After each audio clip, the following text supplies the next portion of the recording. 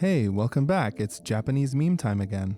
This tweet says, "This ad on the subway is way too scary." To be honest, true. I mean, I've been creeped out just while editing this video. Some of the replies are pretty funny. His teeth are so nice. There's also a lot of comments about Attack on Titan, including these three. And the most popular reply of them all, which is this line from episode 1 of Attack on Titan. "On that day, mankind received a grim reminder." This one says, "My family member told me to get them a souvenir only available in Hokkaido, and not just something you can get at a department store's food fair or whatever. So I got them this, but now they won't talk to me anymore." And it's a picture of a pack of plastic garbage bags for use only in Sapporo, the largest city in Hokkaido. Japanese cities generally require you to use like a specific garbage bag if they're gonna accept your waste disposal. So like that's what these are actually for. This one says 20 years ago, and it shows a 1 gigabyte SD card priced at 108,000 yen, around $900 back then. It also claims that it was one of only 30 in the world.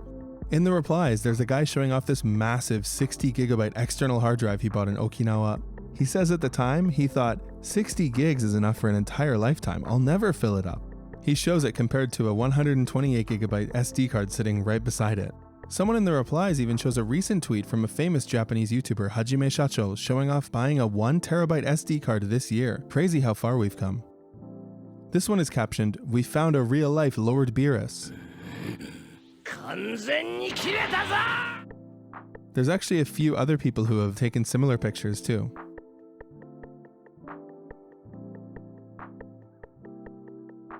This picture went viral with the caption, "Left is men's ideal woman, and the right is women's ideal body." They're both cute, and it turns out they were both members of the idol group Nogizaka 46 at the same time, and they have the same last name. I had to look it up though, and they're not sisters apparently. By the way, this Nogizaka 46 is the same group from my mouse videos. I don't think these girls are in that video though, I think they were maybe before that time. The comments here have lots of guys replying saying they prefer the girl on the right, and to be honest, I do too. What about you? Here are some other replies. Pokemon, men's ideal and women's ideal. How much would it cost to sit in the middle? Your life. This guy says, for him, easily the one on the right. Anyone who says left girl just wants her body, but he kind of gets owned in the reply. We're choosing a girl based on a picture. Of course we're only thinking about their bodies. Someone replied with this panel from a manga, which says, "What are you saying? People might have different types, but all women are beautiful, no?" This one says, "In other words, this is women's ideal body. Small face, big eyes, sharp chin, low stomach fat, skinny legs, and Hattoshin," which, if you haven't heard of it, neither had I, but it's very interesting. I'll read an abstract of this University of Tsukuba graduate paper published in 2020 by Takezaki Kazuma. Hattoshin, a 1:8 head-to-body length ratio, represents a distinctive way of defining female physical beauty. Discourse on this topic in Japan appeared during the post-war Reconstruction period, sometimes referred to as the age of the physical body, as a representation of the ideal female physical image, and it continues to resonate with Japanese women today.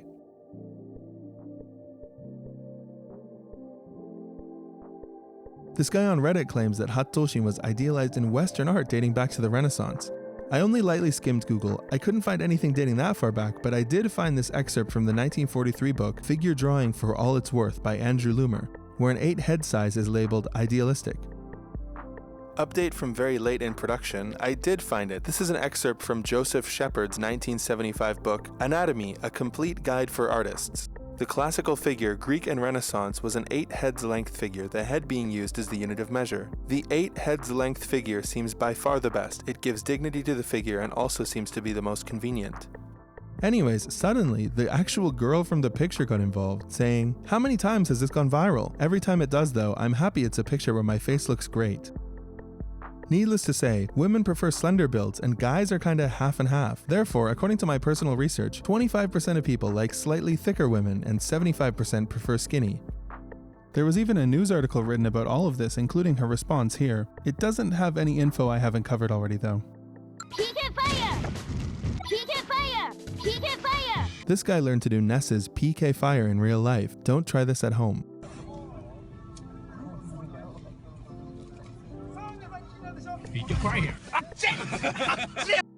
An adult-only Tinder Convenience Store pop-up shop was open in central Shibuya for like 4 days this week. featuring tons of Tinder-themed apparel and snacks, including super-like potato chips and Boost ramen, where buyers would actually receive those benefits in the app if they bought them. There was also a photo booth where after taking your photo, you would swipe it left or right depending on if you liked it or not. They also hosted a concert every day for Tinder members only. I don't know any of these artists, but do you guys? It seems like this is all tied into their new advertising campaign in Japan, which features a woman working at a convenience store experiencing life through Tinder.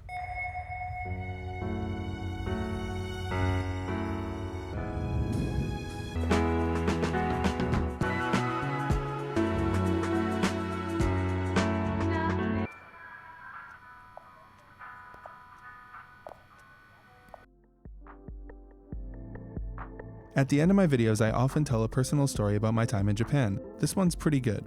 A few years ago when I was living in Osaka with my friend Gary, we became obsessed with a chain restaurant called Yayoi-ken. Yayoi-ken is a teishoku yasan, which means they specialize in set meals that mimic traditional Japanese home cooking, generally including a main, soup, a side dish, pickles, and rice. We were both young and a bit degenerate, plus eating out in Japan is really cheap, so we would go there like 2 or 3 times per week. It was so good. Honestly, I still love it to this day. Tread lightly if you're gonna hate on Yayoi-ken in the comments. Gary is the kind of guy who loves doing like eating challenges. One time we went to a gyoza restaurant and he ate 60 of them. The staff would always love it when he would do this kind of stuff too. When he ordered the 60 gyoza, the server girl was smiling and laughing like, "Are you serious?" A few other staff members came over and watched him eat. Anyways, another thing about Yayoi-ken is they give you infinite free rice refills. Gary took this as a challenge, and he would always try to eat as many bowls of rice as he possibly could with his meal, trying to top his last record. I'd have 1 refill, maybe 2 if I was really hungry, but at his peak, he managed to eat 10 rice refills. This really entertained the staff, especially since we always went to the same Yayoi-ken. He didn't draw attention to himself or anything, but it's hard not to notice an athletic Australian guy getting up and walking over to the rice machine and filling himself up 10 times in half an hour.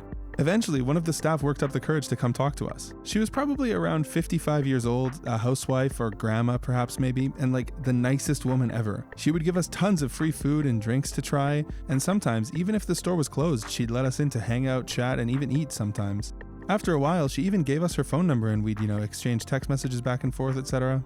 It was kind of like we gained a Japanese grandmother. We'd go and say hi even if we weren't going out to eat, stuff like that. It was legitimately so cool. Unfortunately, when I went home to Canada, even though I promised her I'd keep in contact, her Japanese phone company, I guess, automatically rejects foreign text messages, so I wasn't able to contact her. Sadly, we haven't talked in years. When I've been back to Japan since, I've gone out of my way to go to that Yayoi-ken and see if she was there, but she hasn't been. Obviously, it's hard to imagine she'd stay working there forever. Regardless, I still have so much goodwill and appreciation in my heart for her. Hopefully someday I'll get to see her again. Thanks for listening. Thanks for watching as well. Have a great day.